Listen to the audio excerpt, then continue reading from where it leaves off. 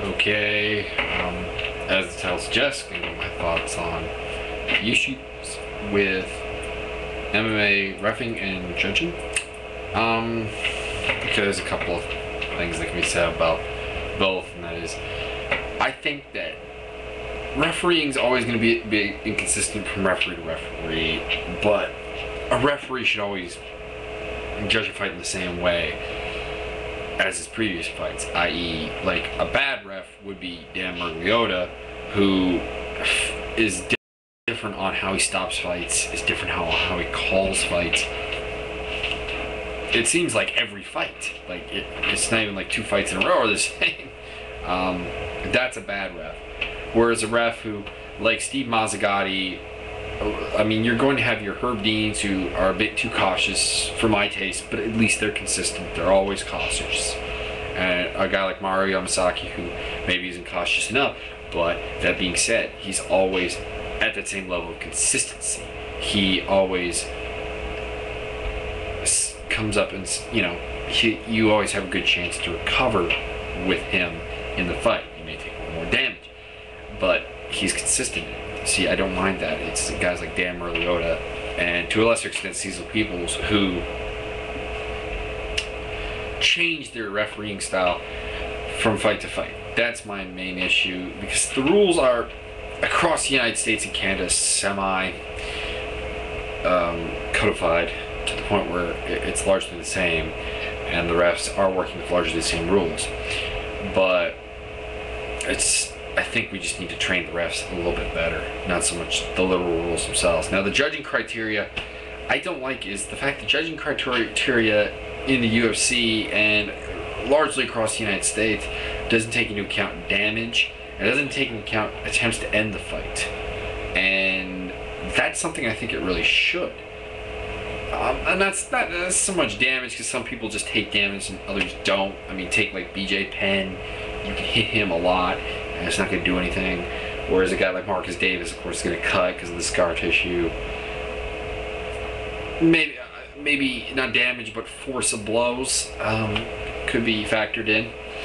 And I think definitely the attempts to end the fight should be, and not to go to judge's decision, should be counted. I mean, not like just throwing up a triangle, a lazy triangle, but like literally coming close, you know what I mean?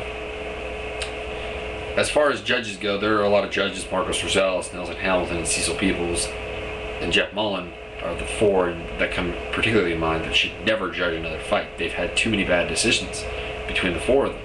They've been terrible. I think the judges need to be more informed on the MMA game. Some of them are martial artists, but none of them are MMA guys. You look at what Pride does with their judging. They bring in guys like Matt Hume, who's an MMA fighter, not anymore, but he's an MMA coach now.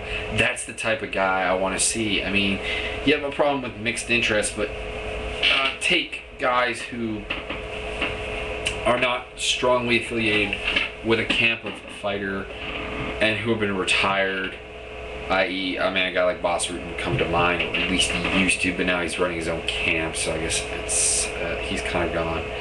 But there's some other guys that you could bring in to judge fights, and they would do, I think, a better job.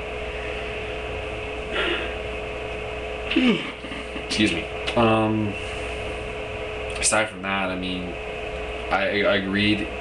I mean, the athletic commissions need to get their act together. I think a third body, honestly, should do the drug testing, because you get radically different results from athletic commission to athletic commission. You shouldn't have that. I mean, people are going to say the CSAC's bad, but the CSAC seems to bust a lot of people for steroids that a lot of other athletic commissions don't. So maybe they're good, but I think you should have the same testing across the board for and a better system of appeal.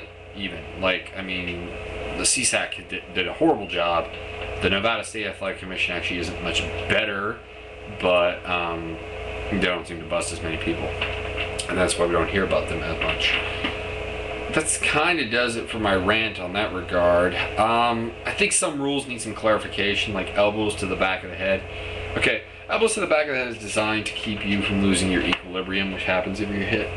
Generally, if you feel the back of your head, there's a little bone that juts out.